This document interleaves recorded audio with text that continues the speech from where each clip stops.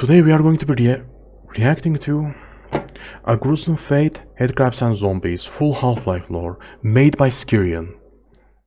Man, I am really curious about like headcrabs. I really want to know more about headcrabs, you know, like how they change human body, what they do to it, how horrible they are. So yeah, let's learn some more stuff about it. Let's learn some stuff about, you know, headcrabs. Meow. Spoilers? I'm not gonna play Half-Life, Alex. I'm fine. The Half-Life universe is full of terrifying sentient life forms. As far as I know, like, I gotta admit, there is a lot of terrifying life forms, like, you know, there's the thing that just, you know, the claws that try to, you know, stab you while they're, while, like, following your sound. There's, like, vertigons with electricity, you know, those flying lieutenant thingies. But none of them as scary as headcrabs, you know. Like, the headcrab's just terrifying. Like, imagine a headcrab just jumping on your head, you can't take it off. It just taps something into your brain, and that's it. It starts changing your body, and you are in permanent pain from that now on, until somebody kills you. Terrifying. In the early 2000s, planet Earth came across a new species that's used their natural biology to control the humans they met. Also, this is just the worst part of this game, you know, like, worst part of the universe. Like, some scientists just accidentally open a portal to a border world, and through that portal, creatures that were never supposed to exist on our planet just come pouring in. And they end up being, you know, and they end up torturing the shit out of the humans. Like, they actively hunt humans, and then they torture them. Which, in turn, I genuinely wonder how headcrabs breed, though. I wonder if we'll get the answer to it in this video. led to a horrific existence. Yep. Where did these parasites come from? How were they weaponized by the Combine to solidify their hold over planet Earth? And how I'm gonna did play the Half-Life victims too. of these feel when they became? By the way, guys, tomorrow I'm gonna be playing Half-Life Opposing Forces. Like, I'm done playing the first two Half-Life games, like the original game, Blue Shift. Now I'm gonna play Opposing Forces. After that, it's either gonna be Half-Life 2 or some other Half-Life DLC, if it exists. Hosts. Here we explore in the lore and story behind. By the way, I always thought that these headcrabs actually, like, you know, exploded your head or something.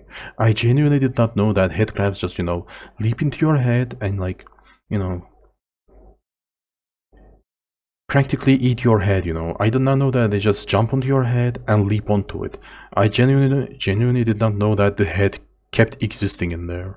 Also kind of funny how, like, the headcrab can stop you from doing anything it wants, but, like, it can't stop you from screaming in pain. Kinda strange. You have the headcrab on your head and it's just, you know, you're screaming through pain in it. The headcrabs and zombies of Half-Life. Far away from planet Earth, the homeworld of the Gonark. They need to make a game, by the way. They really need to make a game where you explore the homeworld of Gonark and headcrabs. We really need a game like that. We 100% need a game where you explore the world of Gonark.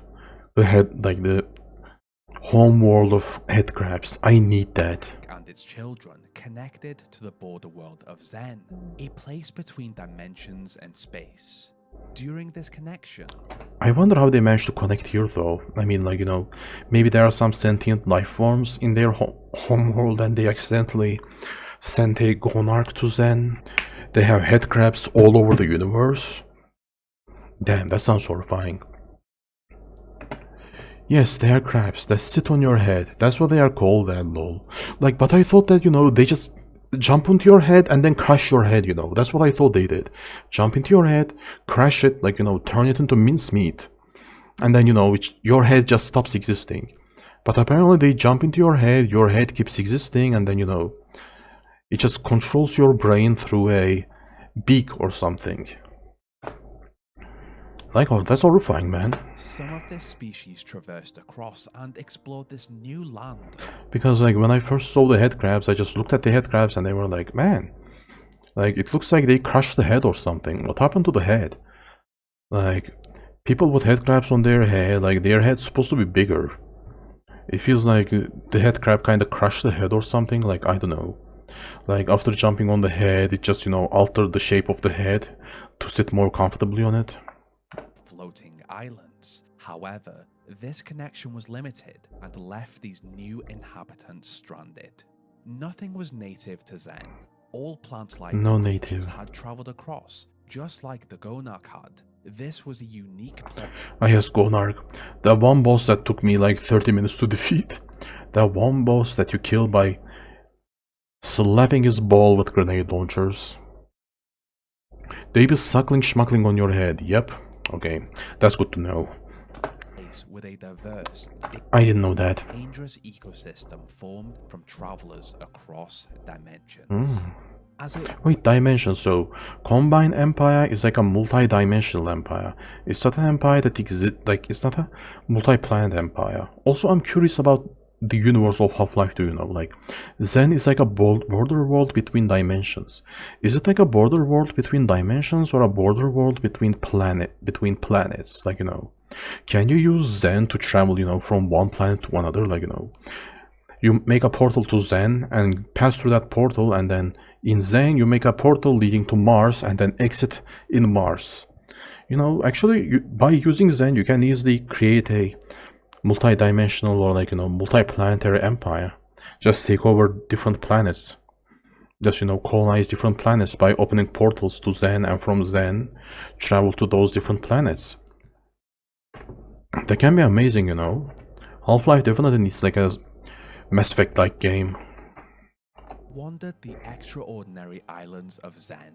The Gonarch, a large, powerful creature on 4 legs with a That's one hell of a reproductive ballsack. sac in its center, gave birth to countless tiny headcrabs as it moved. These tiny creatures had just begun their These tiny fucking creatures, they are so annoying to fight, by the way. Like, they deal annoying amounts of damage. You shoot them, but shooting them feels like a waste, but they deal way too much damage.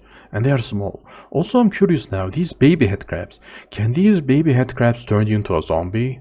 Now I need to know that. first life stage, and the Gonarch was what they would become in their final stage. This, of course, depended on their decisions as they grew to reach that. How does Gonarch grow that ballsack, by the way? How does that Gonarch grow that ballsack? Like, headcrabs have a hole in their mouth, so at some point that hole, maybe their beak turns into a ballsack that gives birth to, you know, these babies. Point. As the creator of these many children, Also, it's kind of horrifying how fast these headcrabs can reproduce. Like, if you have one Gonarch on your side, you can have a bunch of headcrabs. Like, imagine a planet full of Gonarchs and they're like babies. You are not conquering that planet easily. Like, yeah, headcrabs are easy to kill, but like, damn, these things are horrifying.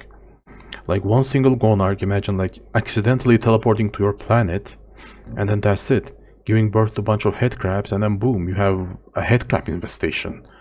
Like, you don't even need that, you just need a fucking portal leading to Zen, bunch of headcrabs teleport in, and that's it. Now you suffer for an eternity. Horrifying. the Gonarch became highly aggressive towards anything that came near it and attacked on sight with a charge, or through the creation of an acidic projectile. Yeah, they're hard to dodge. Dubbed headcrabs by humanity were much smaller than their parent, and over time grew to the size of a pumpkin. Around Kinda cute though, I gotta admit. Like a terrifying looking monster. But like, when you look at it from up close, if you ignore the close, like it has a circular shape, and like you wanna give headpass to it. Kinda cute. If you ignore the fact that it can make you suffer for an eternity. 8.5 pounds and wandered Zen. On Earth, the Black Mesa Research Facility discovered the border world of Zen as they experimented with teleportation technology. Following this, they set up survey teams to explore the island. We learned about this in the Blue Mesa, like Blue Shift, by the way. When they were experimenting on teleportation, they discovered Zen, and they were like, hey, we can teleport to Zen, and from Zen we can teleport to anywhere we want. Also, like, you know, it's kinda sad. Like, the humanity was so close to making like some crazy technological advancements. Like, they already discovered Zen, and they already discovered the technology to teleport from Zen, like to teleport to Zen and then teleport from Zen to somewhere else. Like, that's amazing technology. That technology, like, humanity could have conquered the solar system, the space. Like, this is the kind of technology you need to travel through space. You are not supposed to be just sending spaceships randomly. You are supposed to be just, you know, teleporting to Zen, you're just supposed to be teleporting to another dimension, traveling from that dimension, and then, appearing somewhere else, like in Warhammer. Just teleport to another dimension, and then from that dimension, teleport to another sun system, teleport to another solar system. That's what we need. Those Gonarchs will be fine biological weapons. Just send a rocket with a Gonarch or two, or 2 dozens. Then nuke the zombies and colonize the wasteland, lol. You know what's funny, Venom Spy? They actually do that apparently. Apparently in Half-Life 2. Like, the Galactic Empire, the Combined Empire that conquered the Earth, actually, like, they actually fill a bunch of rockets with a bunch of headcrabs, and then they launch those rockets to resistance bases, and then those resistance bases just turn into zombie headcrab infested shitholes. But there's also this thing, like send a rocket with a Gonarch or two. But I mean, what if that planet ends up being infested with Gonarchs too? Like, you nuke the zombies, but what if they don't get nuked? Like, yeah, like within 50 years or something, you should be able to colonize the wasteland, but still, there's always a chance of like having permanent headcrab infestations. It's not real that safe. And constructed labs to study the samples of Zen these teams brought back. Within the Advanced Biological Research Lab and the Gamma Labs, the scientists took a keen interest in the headcrab. Here, just like every other Zenian creature they acquired, the Black Mesa personnel attempted to understand the biology and life cycle of the headcrab. This was a particularly interesting... How do headcrabs breed, by the way? Can headcrabs breed without a Gonarch? Like, think of it like this. A headcrab makes a... Like, can a headcrab make a baby? So, like, as long as none of the headcrabs grow into a Gonarch, or none of the headcrabs just, as long as the headcrabs cannot breed in their current form, or as long as none of them grow into a Gonarch, or we don't have a Gonarch in our planet, can headcrabs really, establish a permanent residence on Earth? Aren't you just supposed to keep killing them if they can't breed without a Gonarch? As they did not look threatening in appearance, but the scientists did notice that these heavy balls of flesh with legs attempted to leap at anything around them that looked even vaguely similar to a humanoid. Unknown to the scientists. I don't know, maybe there are humanoids on their home planet, so they just, try jumping onto the head of that humanoid.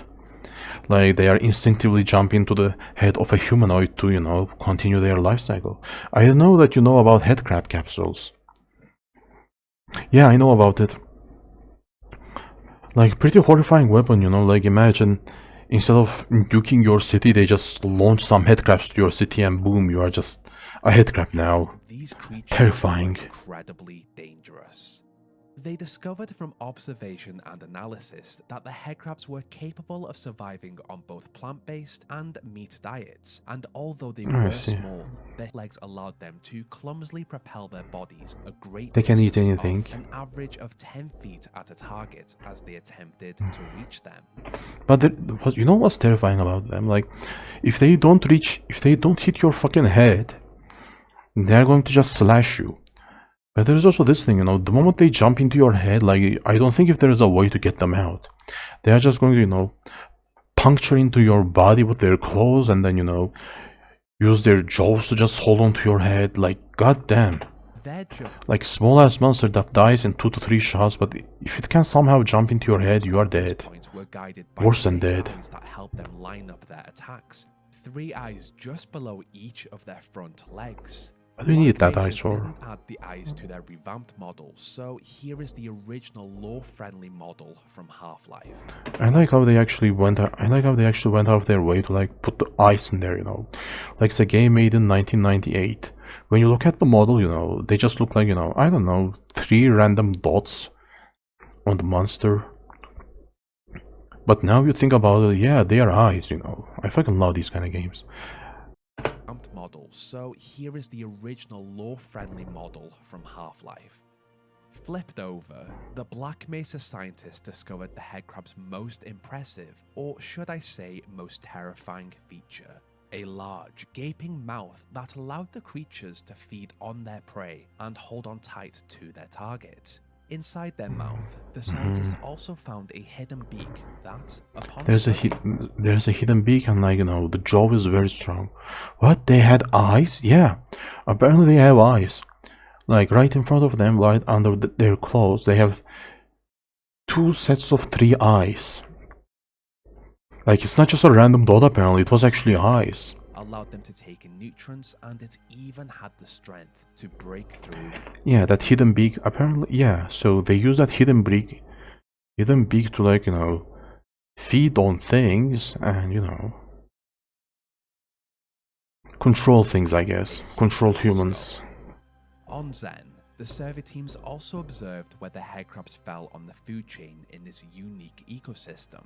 They were placed near the bottom as another species, the Vtuber.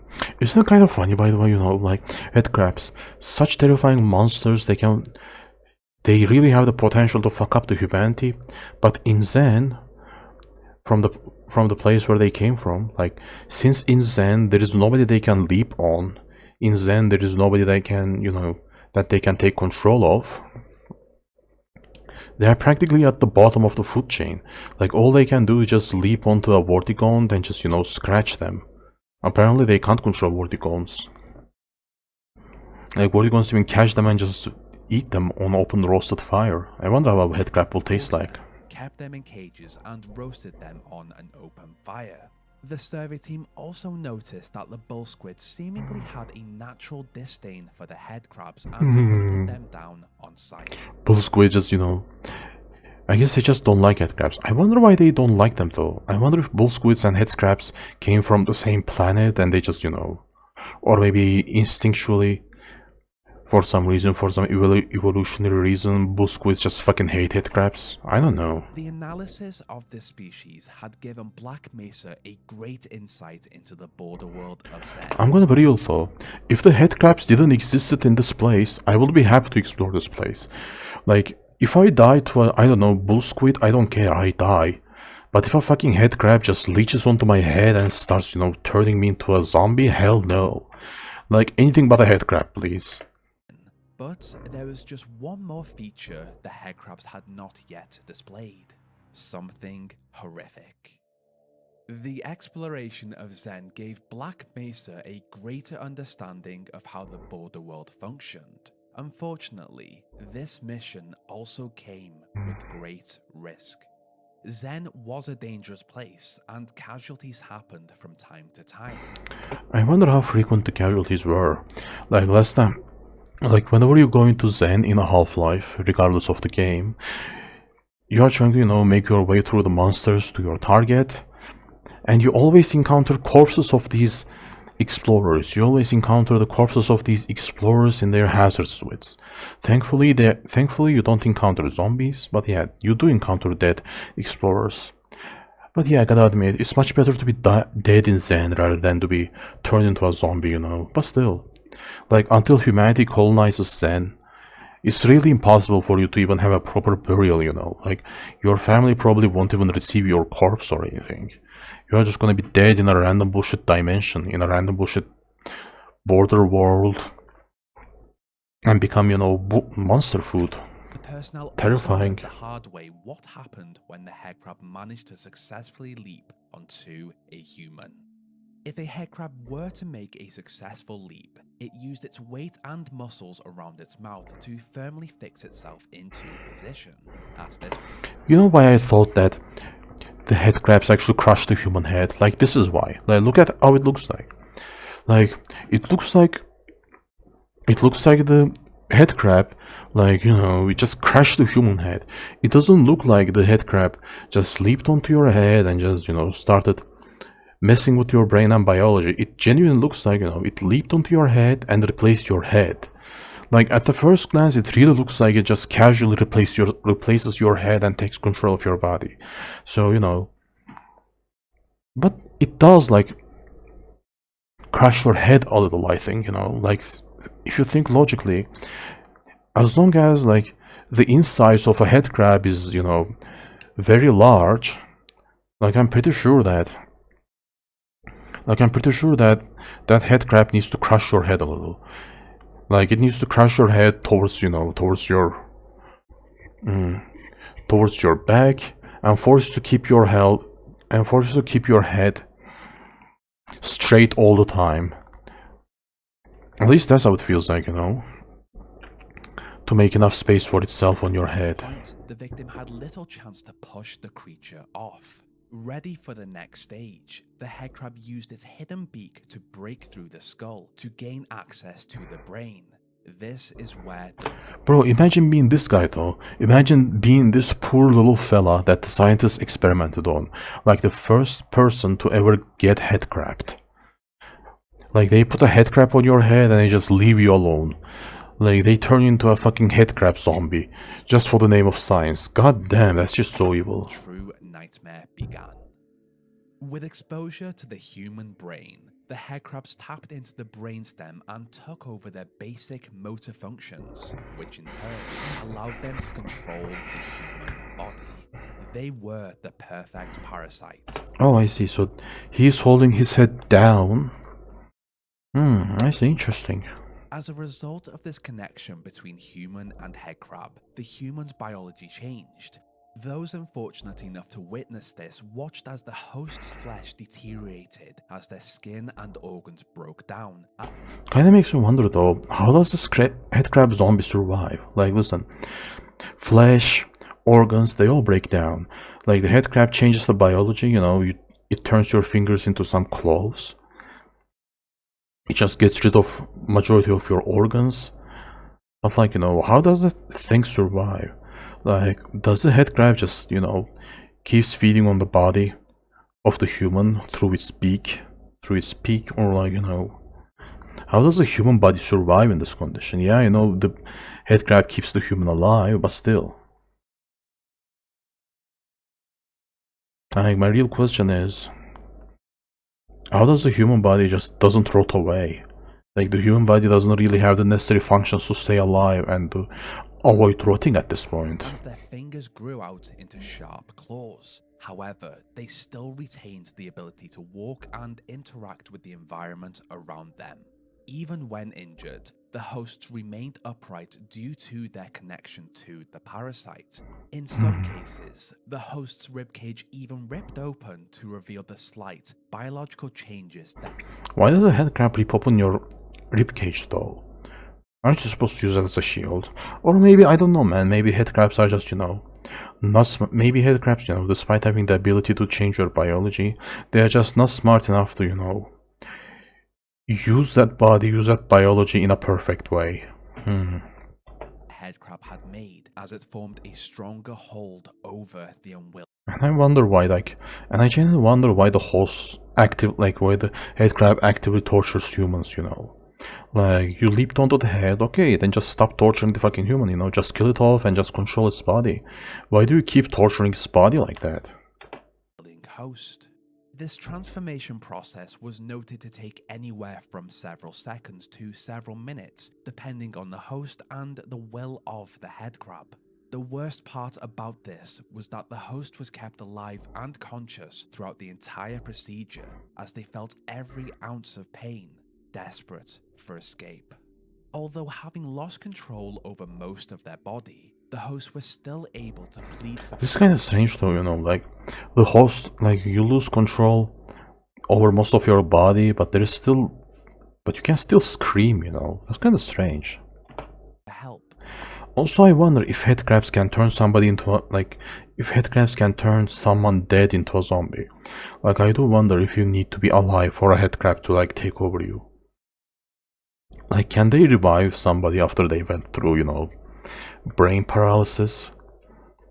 Like, can they revive somebody if they shoot themselves on the head, or if they shoot themselves in the heart, or if they bleed themselves to death? I wonder now. But as a result of the headcrab's influence, their desperate pleas came out backwards. The regular one kinda sounds Russian though, like, that's the problem, you know. Like, the regular one sounds Russian.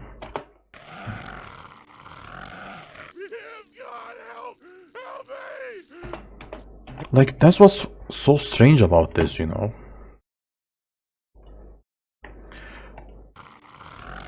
Like, the regular version sounds Russian.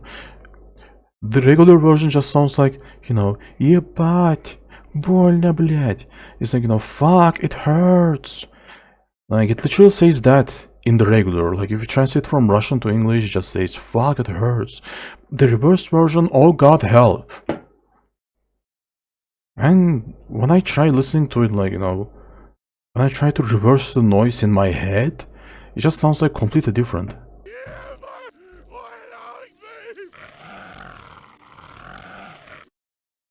Help me, and play.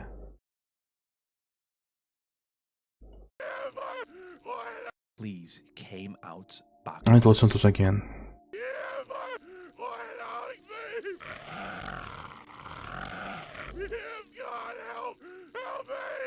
God help Had a me. harrowing effect on the host. Oh, I see. So, when a headcrab launches on your head, like, they kind of do fuck up your head a little. I see. They don't only change the biology of your body, but they also fuck up your head. Like, they connect to your brain with that beak, and then, they crush your head, yes. They don't completely destroy your head, but they do crush your head to make it small enough so it can fit inside their stomach. Kind of funny how, like, how you still have a mouth and lungs to scream through. Body. But some scientists wondered if a host could survive if the headcrab was removed. But there's also this thing, like, can a host survive? But, like, how can it even supposed to survive, Like, apparently at this point, you all, like, can you even survive? Like, can you even survive without reversing the biological changes? Can you survive with the biological changes by any means? Also, I wonder if you can use headcrabs to biologically modify humans or something. Even now, many years later, we simply do not know.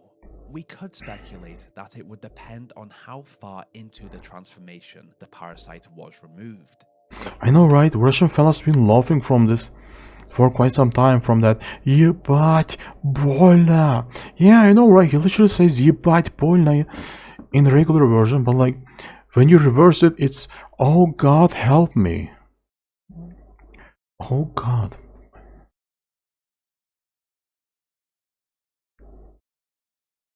But there's also this thing, when you read ебать больно from like right to left, it becomes on löp.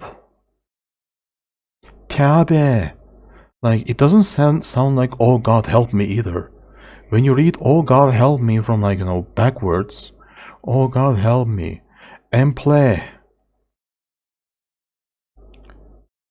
dog ho. It doesn't sound like ебать больно either, strange. Further along, the less likely. I see. So there's a chance to survive if the headcrab is removed, but like, the more you are evolved, the less likely to survive. With the variation of the human and headcrab combination labeled as the zombie, the scientists also saw over time that as these zombies matured, some grew stronger, their claws grew even longer, they became more aggressive, and their bodies adapted to the biological substances injected.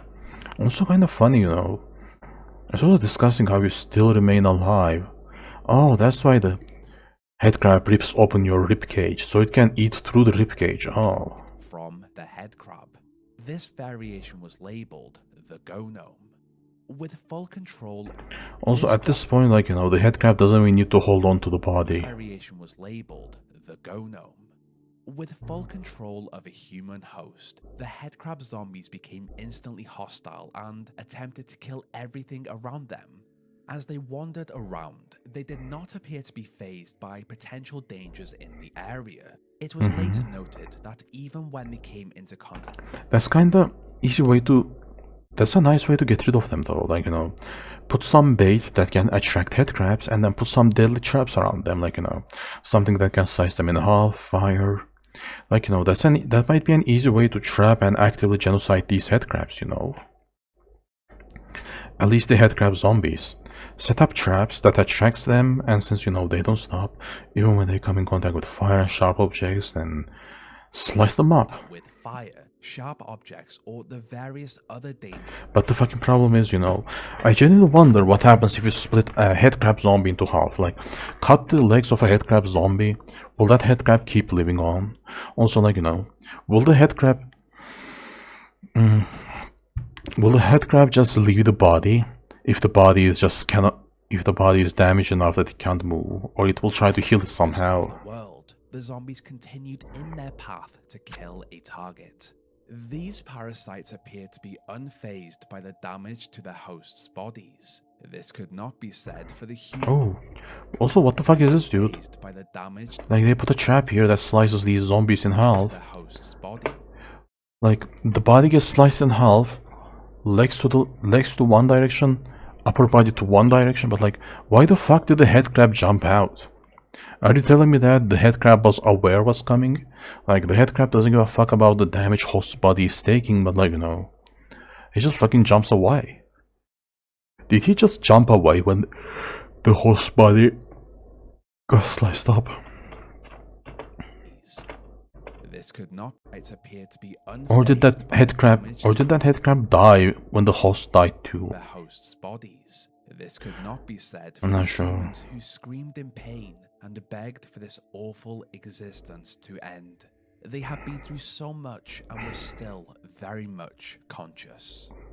This symbiotic relationship between headcrab and I wouldn't call this a symbiotic relationship, it's too horrifying. appeared to be a perfect match, even though the species had never met before the discovery of Zen.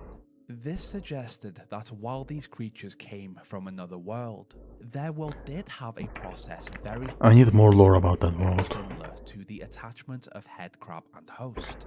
Oh yeah, you know, maybe that world also has some humanoid creatures, or, you know, sentient or non-sentient human-like creatures. Regardless, more of humanity would soon become aware of the headcrab and how they could control a human. In the early 2000s, the Black Mesa Research Facility conducted an experiment that went very wrong, which led to a resonance cascade. This essentially meant that What does a resonance cascade mean though? Oh, I see. A hole ripped between Zen and Earth. Did they stitch that hole back up though? Like, so like a hole is ripped open between Earth and Zen, and then, you know, some warlord in the Zen invades Earth using this as an opportunity. What happens then though? Did they stitch back the hole up? the hole was ripped in space between Earth and Zen, and as a result, the creatures of Zen were pulled through to Earth. A leader of Zen. Also, you know, like creatures from Zen got pulled in, but did the humans got pulled out to Zen? You better damage headcrabs themselves, because sometimes when zombie dies, headcrabs can skedaddle. That's the annoying part, you know, like, you kill the zombie, but the headcrab is like, hey, yeah, this zombie is dead, I'm leaving, bye-bye. That's just so annoying, you know? Like, can't you just die together with the zombie? At least in the first Half-Life game, like, you know, you shoot a zombie in the chest, that's it, it's dead. The headcrab doesn't leave, but apparently in the future games, the headcrab can skedaddle. The Nylanth also took advantage of this situation. Who is Nyland, by the way? I fought this guy in the first Half-Life game, like, you know, I thought he was a big fucking baby with, you know, with some mechanical parts attached to his body. And, you know, why the hell is his head like that? Like, why the fuck? Like, when you look inside his head, there is a portal-like thingy, there is something sharp, and there is, you know, there is something sharp and there is no brain. How could you even become a warlord? A leader of Zen. Is he the leader of Zen, or is he just one of the leaders though? I need to know that. Also, what a horrifying creature. I would not like to exist like this. Like, what can you even do in this form? Can you even play video games? Can you even, like, have any sort of pleasure in life?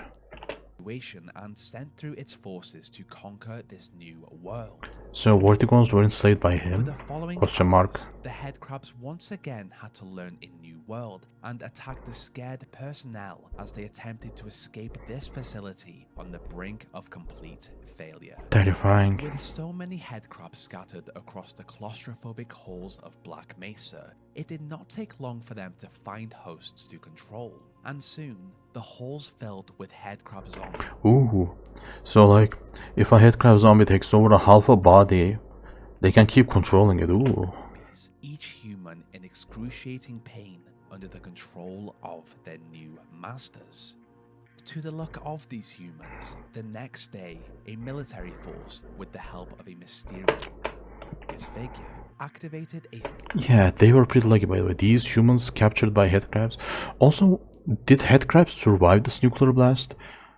That kind of makes you wonder, like, did more headcrabs get teleported in after the, nuclear explosion? Because logically speaking, I mean, yeah, a lot of headcrabs probably escaped through the ventilators or something, but still. When did they find the chance to breed? Like, when did they find the chance to, like, increase their numbers so much? Kinda strange, But yeah, at least if you're a scientist in here, at least you got nuked to non-existence. thermonuclear device and released them from their pain as the entire Black Mesa research facility was purged of all life. Shortly after the fall of Black Mesa, one of the scientists, Dr. Gordon Freeman, managed to take out the leader of the Xenian invasion. It's kind of funny how, like, Gordon Freeman is a scientist and like a fucking S-tier warrior. And closed the rift between Earth and Zen. Wait, how did the rift get closed, by the way? Like, he kills the leader, but how does the rift get closed when the, when that big monster dies? Strange. Although the resonance cascade had ended, the headcrabs that had been pulled through to the rest of Earth had no way to return home, and were here to stay. It sounds like they had a home. Along with the other Xenian creatures, the stranded aliens fought with humanity as this was their new home. In humanity's weakened state, another alien force, the Combine. Also, there is this thing, that's what I kinda sad. That's what I find sad about this universe. Like, first cascade resonance happens, like, okay, there's a hole rips open between Zen and Earth. Then guess what happens? The military, the American military, instead of trying to help the scientists to, like, fix the problems, they decide to nuke the fucking station, Instead of trying to, help the people there to clean up the place, maybe kill the monsters in there, take the, matters into control, they decide to nuke the place, and, they literally choose the nuclear option. They nuke the place, probably end up killing a lot of people who could have stopped all these bad shit, all these bad things from happening. And then they can't even defend themselves properly against an alien invasion.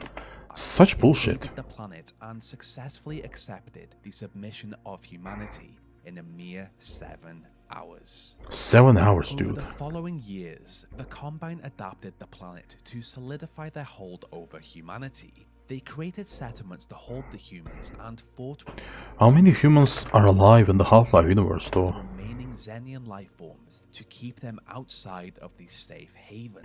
Now I really need to play the second Half-Life game because I need to learn more about the Combine controlled Earth. During this time, a resistance formed against the Combine. US Army moment. Instead of, like, trying to help the people, they're just, going on a cleanup mission. Just killing everything on their path. Yeah, nothing will happen. Like, listen, if we just nuke this location out of map, if we just nuke this place out of existence, I'm pretty sure nothing bad will happen, like an alien invasion. And as opposing forces, they worked on ways to fight against each other. One of the leaders of the resistance, Dr. Isaac Kleiner, captured a headcrab and managed to domesticate it by removing its beak. Did it get domesticated though? I wonder what he means by domesticated. Like, when you remove the beak, does it still go around attacking people? This did not remove Lamar's need to jump onto the heads of the humans she interacted with. Like, she needs to jump on the heads of the, humans she interacts with, but she can no longer hurt them. But that's the problem.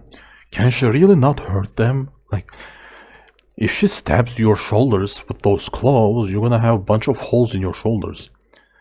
And trying to hold on to your fucking head with that, with those jaws and muscles, that's just gonna crush your head. How the fuck can she can't hurt them? Like, yeah, she can't turn them into zombies, but still, that sounds painful. She could no longer hurt What is the gender of a headcrab, by the way? them. Over a decade after the Combine's invasion and the headcrab's migration to Earth, resistance scientists noticed a change in the headcrab's biology. The 6 eyes they had once used to target a foe simply disappeared. I genuinely wonder how those eyes disappeared, by the way. Like, Evolution usually happens throughout a millennia. How the fuck can you evolve so fast to like lose your eyesight? Oh, not domesticated, just castrated. Oh, I see. That's fair. I mean, it's a headcrab, you know. Not domesticated, still tries to, you know, kill humans and stuff, but, you know, castrated, just doesn't have the ball sacks to hurt humans anymore. This could have been a design choice by Valve between games to make the headcrabs appear more menacing, or this could have been an evolutionary change to adapt to the new environment on planet Earth, and as a result, would have learned to use other methods to navigate the wasteland. The most interesting part about this time period was that the population of the planet discovered new variations of the headcrab, and Yeah, that's the problem. Like, how fast are these things evolving? Like, there was a headcrab who will just leap into your head, but now you have a bunch of random bullshit headcrab species just fucking you up. And there were three potential reasons as to why they had not been spotted before. The first, they had just not been discovered yet. The Not discovered. You mean not discovered in the Black Mesa? second, an evolutionary change as a result of their new environment. And the third, These motherfuckers evolved so fast. they had been developed as weapons by the Combine. I think third one is like, you know, more The plausible. Resistance discovered a subspecies of headcrab that had the ability to withstand large amounts of damage and ammunition. Labeled the armored headcrab, this variation appeared to have been preyed upon by a Xenian fungus, and as a result, this floral parasitic growth had managed to... What kind of fungus is this? By the way, aren't fungi are so fucked up? Like, there is even fungi just surviving the, you know, Chernobyl's, you know, nuclear power plant. There are fungus just surviving for thousands of years inside, you know, Egyptian pyramids, who just casually kills people. Like, this thing is so fucked up and so cool. I need to watch some videos about fungi. attach itself to the headcrab and grown on it. This allowed the growth to spread its Imagine these things growing on you. Ew. seeds around the locations the headcrab traveled to, and in return, provided the headcrab with protection against anything that attempted to harm it. This was a mutually beneficial relationship. However, this hard layer of protection What's that inside of them? Like, so these headcrabs have a hidden beak inside of them? Where does that beak come out of from? Where that beak is coming out from? Also, is that thing his heart? So the beak is somewhere close to headcrab's heart? only applied to the top of the headcrab and still left its mouth vulnerable, even more vulnerable than a standard head. Just looking at this is triggering my, you know, just looking at this picture is triggering some of my phobias. It's triggering the phobias I have against bugs. Like, imagine, like, putting your hand inside that thing. I don't even want to think about putting my head into that thing. Still left Oh, its mouth vulnerable, even more vulnerable than a standard headcrab. If this headcrab were able to take hold of a host, the zombie acted in a similar way to the standard. The resistance just found these harder to kill due to that armored shell. I wonder if fungus like this exists in real life, you know, like a fungus, like a mushroom that can, you know, withstand bullets. The lightning dog, also known as revivers or runners, were discovered by Alex Vance during her time. These are the worst, by the way. I really wonder about these runners, by the way, you know. Do these runners, what do they do? Like, do they, like, when they turn a corpse into their, you know, plaything, when they turn a dead human into a zombie, does that human comes back to life? If that human comes back to life, that's horrifying, because even death cannot save you from becoming a headcrab. Like, imagine just going to hell or heaven, and then you come back to life by these lightning headcrabs. Like, imagine burning in hell, now you are suffering because a lightning headcrab just decided to latch onto your fucking head. Or just imagine just being in the heaven, just drinking some tea with, you know, the gods, with the Zeus or something, you know, joining some ancient Greek god orgy, and then boom, you are back to Earth suffering because a headcrab is fucking with your body. In the quarantine zone, These creatures share similarities with the headcrabs in terms of their size and the ability to manipulate the human structure, and are thought to either be cousins or...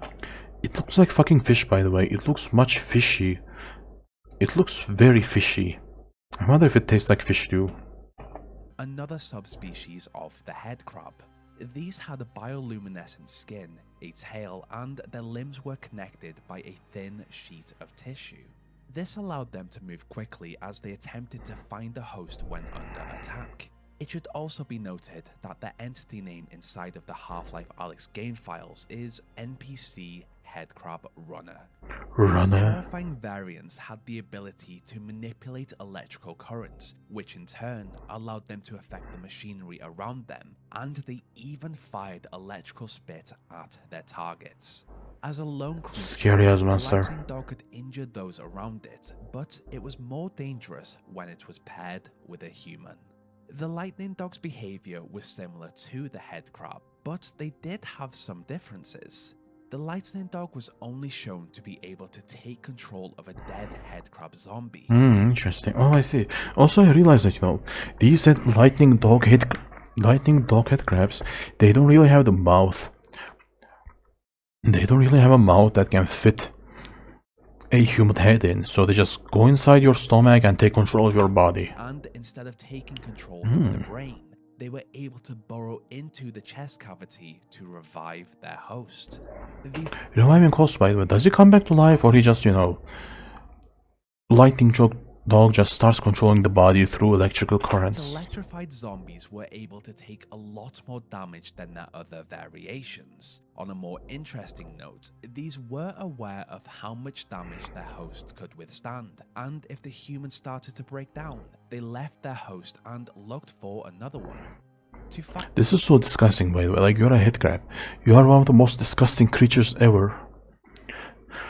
But what's worse is, like, a lot of them have a habit of just running away or leaving the human body when they die. Disgusting. Right back, the electric zombie had the ability to fire bursts of electricity to wound their attacker, and use flashes of light and smoke to distract their enemies when cornered in an attempt to escape. When killed, the lightning dogs left an electric orb. These orbs were also noted to be compatible with Combine technology. This could indicate that the Combine either designed some of their technology around the biology of this creature, it was a coincidence, or the Combine had developed these creatures themselves. Interestingly enough, at least there is this, at least when they die, they leave behind, something that can be used as an energy source. At least there is that. It should be noted that the armored headcrab and the lightning dog were not spotted in City 17 or the Wasteland approximately 5 years later, which suggests that they either died out, evolved into something else, or were just not seen by the Resistance. Although not a zombie created as a combination of human and headcrab, during her adventure through the quarantine zone of City 17, Alyx Vance discovered Jeff in an old distillery. Jeff was a zombie that had had a similar affliction to the armored headcrab, in which the parasitic Xenian flora had managed to infect him with their spores. I see. This guy just turns into, so no headcrabs, but like fungus. Parasitic flora just turns him into a monster. Fungus. It adapted this hazmat worker's biology and split open his bloated head to form a large mouth with sharp teeth. As the infection continued to adapt him, his fingers grew out similar to a headcrab zombie, and huge growths grew on his skin. I wonder if this is considered a headcrab or like, some sort of fungi. Due to this, the parasite that controlled Jeff became highly aggressive. Without eyes, he grew to rely on his excellent hearing to navigate his surroundings. Why don't you have eyes though? That's what I wonder about these monsters, Like, yeah, you have excellent hearing, but like, why not just have eyes? When you have eyes, you get distracted or something? Or I don't know, like, when you have eyes, your ears or other functions get worse or something? I don't understand. Attacked anything that came into contact with him, regardless of whether they were from Earth or Zen. As a symbiote of human and Xenian flora, Jeff was extremely strong and excreted spores and spread them across the distillery. Oh, I see. So, like, Jeff just goes around spreading spores all around the distillery. Also, what's scarier? Like, imagine more humans getting infected by this, and at some point you will end up having areas on Earth that are infested by these spores that are practically no-go zones that you probably won't even be able to clear out with nuclear blasts, because at some point it's a fungus. At some point they are going to develop a fungus. It's going to evolve in a way that can resist nuclear radiation, Jeff was not a standard zombie. Currently, he is the only known unfortunate human afflicted by a Zenian floral parasite. I hope that it stays like that. 20 years after the Combine's invasion of planet Earth, the Resistance frequently came across 3 variations of the headcrab: the standard, fast and poison. Fast and poison. The armored and lightning dog have not been documented after this point. The fast variant was once again very similar to the standard headcrab, but as in its name, it was much faster. The Resistance could tell the difference between the standard, as these were slimmer, smoother, and had much longer legs with claws at the end of them. At this point, the quick identification of the subspecies of headcrab could save a life. These headcrabs also appear to be more intelligent than the others, as they planned attacks. With the use of the this shit just makes it scarier, like the headcrabs just randomly walk around and try to eat you up, but this thing just starts making ambushes and then just leaps into your head. Like, disgusting, dude. It's terrifying how these things just can casually set up traps for you. They held onto surfaces and waited for their prey to come to them. This gave them an advantage, as they simply waited for a potential host to walk below.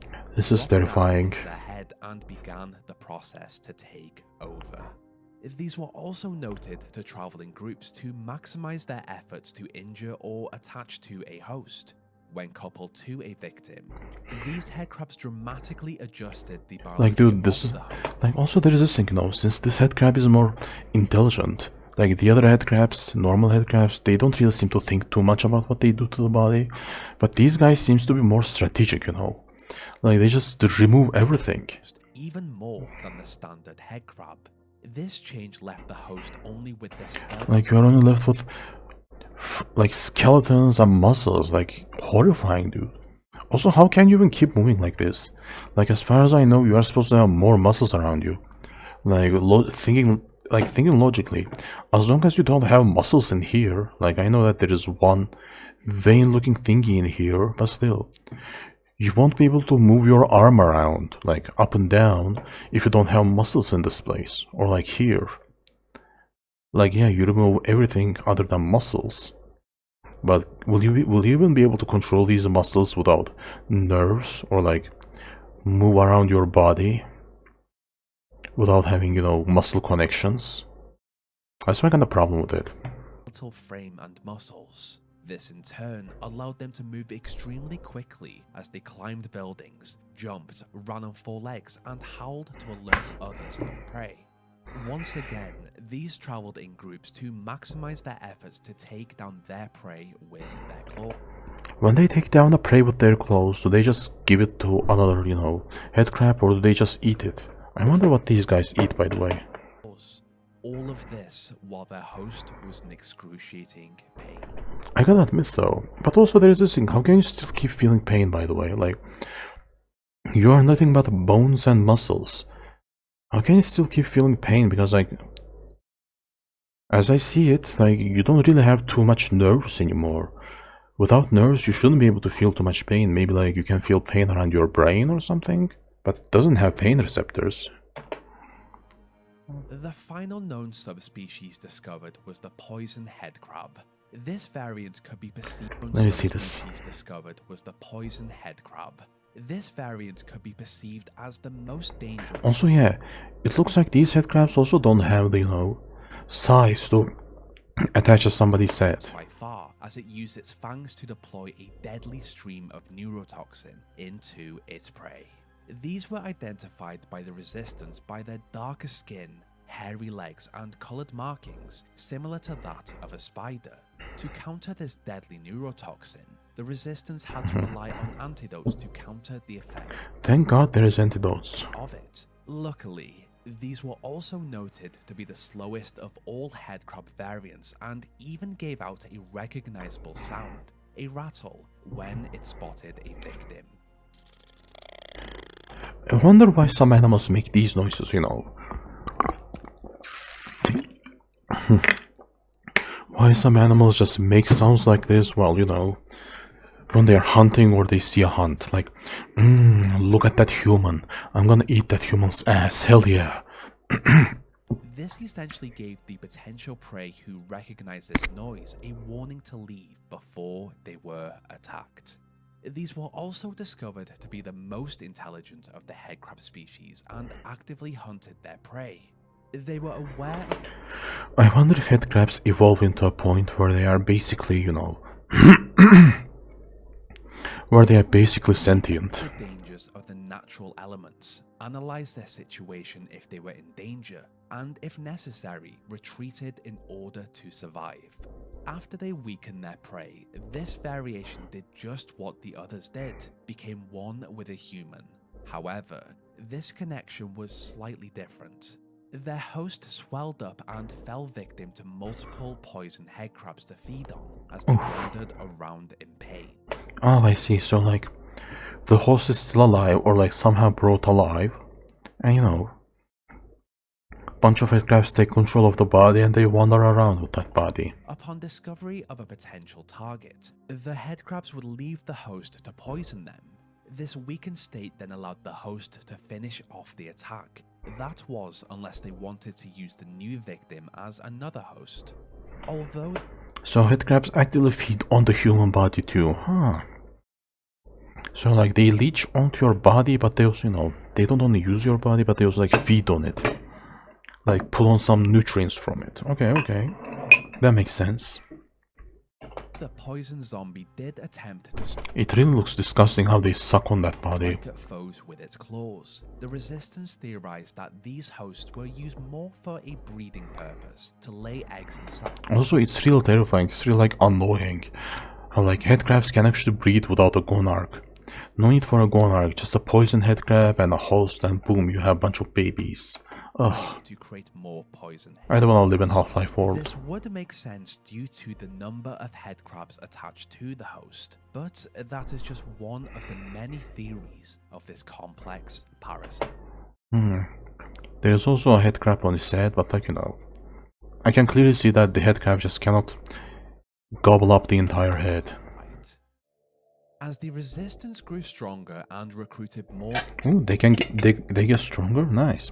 I wonder if like Combine Empire will ever be kicked out. members across the wasteland, the Combine had to become more creative in how they dealt with them. As they continued to explore and analyze What the fuck are these the monsters? uses of the Xenian creatures that have found themselves on Earth after the Resonance Cascade. I really wonder if Vertigons and humans get along, by the way.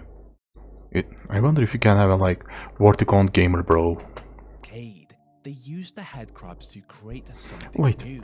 After Can a Vertigon play a video game though? Like, you know, they only have 3 fingers.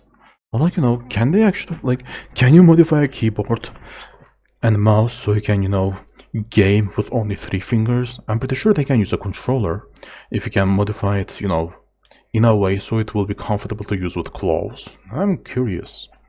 Also, why are these aliens always fucking naked? the Resonance Cascade, they used the headcrabs to create something new, the headcrab shell. This shell was essentially a hollow projectile filled with captured headcrabs that the Combine could send off Horrifying. to Resistance bases to take them out from afar. The best part about this was that when it landed inside of enemy lines, the payload opened and released an infestation of headcrabs. So there is this thing, can you not, like, when the payload opens, can you not just kill the headcrabs? Oh, there's this thing. They are not just sending one rocket, like, they are probably sending hundreds or thousands of headcrabs to one location. The Headcrab Shell initiative was responsible for not only the fall of some of the resistance bases across the Underground Railroad, Like, but dude, look at that human struggling with all his strength to get that headcrab off, but like, you know, the headcrab is just way too strong to get it off. Bases across the Underground Railroad. At some point, like, you know, it just punctures a hole in your brain and takes control and you can't even move. Well, I guess, you know, if a headcrab ever jumps into your head, I guess the most logical thing to do would be like, you know, shoot yourself in the head. If you can, you know, think of a way out in the moment. But it was also instrumental in the fall of Ravenholm. Once a strong resistance base reduced to a nightmare. I wonder if you can bite your tongue off when a headcrab is trying to take control of you. Town full of zombies. The thought of using these small creatures in general worked for the Combine, as they were able to take out resistance bases with little effort. Unfortunately, working with creatures like this was still dangerous for them. During the uprising, as the Combine lost control of City 17, some of their human police faction, the Combine Overwatch, also fell prey to their own biological weapons. These headcrab zombies were then referred to by the... Even with all my sadism, I'll admit, that's pretty tough. I know Ravens, but like, these headcrabs are fucking tough, terrifying. Like, this is hell. Like a headcrab jumping onto your head is just basically biblical hell. Resistance as zombines, modified Combine humans under the control of a headcrab. Instead of desperate pleas for help, those around only heard the ramblings of a broken human through a vocoder. Why don't they scream for help though? Now I wonder. Born from a gonarch, the headcrab... And why a vocoder? Came from a faraway world, and through many migrations, landed on Earth and attempted to live. Although small, they were feared by most of the population of the planet. Yeah, no which was shit. Made worse after the Combine used them as biological weapons. Well, look at that shit just latching onto your skin like that, you know, piercing your The flesh. headcrabs went through many variations: standard, armored, lightning dog, fast, and poison. The armored was a result of a Xenian fungal infection, but the rest were likely created by the Combine to control humanity. Also, that's what disgusts me about Combine, you know, like, you took over humanity, like, I don't know, at least turn this place into a livable place, like, I don't know, go around, kill the aliens that came from Zen, maybe except Vortigons, but no, instead you create more headcrabs to scare people into, you know, into obedience. To make people feel like they need to be a part of to make people feel like they need to be part of your shitty fucking empire, just so they can be safe from headcrabs. Like, this is pure evil. Like, listen, you create the sickness and then you sell the medicine so people will obey you. That's disgusting. Sounds like capitalism. With this many variations out there, what are the chances that evolution created even more dangerous headcrabs that no one has seen yet? The headcrab had two potential paths to go down in their life cycle. Continue to grow until they eventually turned into a gonarch to bring more headcrabs into... I wonder how gonarch grows those shells. And how does it even grow into that size? Universe, or find a humanoid... Also, there is this thing, you know, so like, you turn to a gonarch to give birth to, you know, headcrabs, but how do you breed as a headcrab without gonarchs? Now I need to know that. And live out the rest of their days as a zombie. It should be noted that the Vortigons... I wonder what... Also, why are these Vortigons always fucking naked? And I wonder what could be considered like Vortigon cuisine. Like, I wonder what kind of spices they add to headcrabs. Like, look, they cook the headcrabs. Since they have access to human technology now, they cook headcrabs with like onions, carrots, and, you know, maybe some wine. Isn't that so cool though? Like, Vortigons just cooking headcrabs with onions, carrots, and then maybe some wine. So cool. Another humanoid species were never shown to fall prey to these parasites. This could have been because they were not compatible, or the Vortigons were just too good at defending themselves. Regardless, there are still many questions that plague this parasitic species. Did the Combine really create the new variants? Can all of them grow into gonarchs? And what species did So they have many on their questions. homeworld that they used as hosts? The headcrab species, as well as the rest of the Half-Life universe, is still full of mystery. Maybe one day we will find some answers That's what happens when they never fucking release the third fucking game. to these questions. Welcome back, everyone. I took a week away to spend time with family for the holiday. They finally released a new Half-Life game and they name it Half-Life Alyx. Like, they clearly don't want to name it Half-Life 3. Because they know how, if they are making Half-Life 3, like, it's gotta be a big fucking game.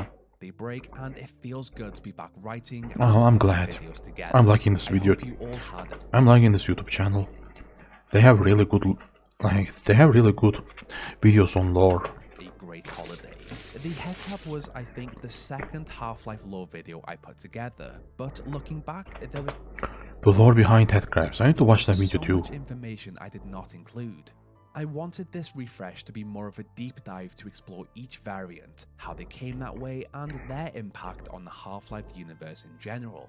The zombies just came as a part of that, and you cannot talk about zombies without mentioning Jeff. Also, I have said Yep. the word headcrab so many times at Gotta watch the Jeff video too. this point that it does not feel like a real word. The headcrabs are an iconic part of Half-Life, so I By the way, yeah, like, when you say Half-Life, the first thing you think about is headcrabs. Bon appetit, thank you. I'm eating some chicken with rice, meow. wanted to do them right. This is going to be a big year for the channel. I have so many games lined up with amazing topics to cover. I have taken a ton glad. of your suggestions from the comments too. I will still be covering Half-Life every 2 weeks as usual. These new games will just slot in between. We have Quake, Wolfenstein, Doom, Left 4 Dead, Team Fortress, and a few others. Gotta watch them I'll all. also pop in a few portals. Probably want to make Half-Life 3 for VR. Or, I don't know, they are waiting for VR technology to develop so they can make Half-Life 3 for VR. I mean, as VR technology develops, it will become popular enough, you know. Maybe some of the fan games. I also intend to continue with the Half-Life 2 beta content. If you made it this far, thank you so much for watching. I do Meow. appreciate it.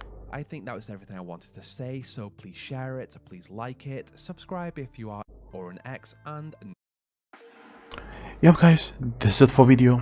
I love you guys, I appreciate you guys. Like and subscribe to Skirian channel, to my channel. I love you, appreciate you. Come watch me play Half-Life, by the way, you know, tomorrow. I'm gonna be playing all Half-Life games until I finish them all. Like tomorrow, day after tomorrow. No, tomorrow. The day after tomorrow, I'm gonna take a break. Tomorrow, I'll be playing Half-Life around, you know, 9 p.m. GMT +3 or 10 p.m. I start my live streams and I'll be playing Half-Life. I'll see you there on my live stream. Okay, guys? Love you. Mwah, mwah.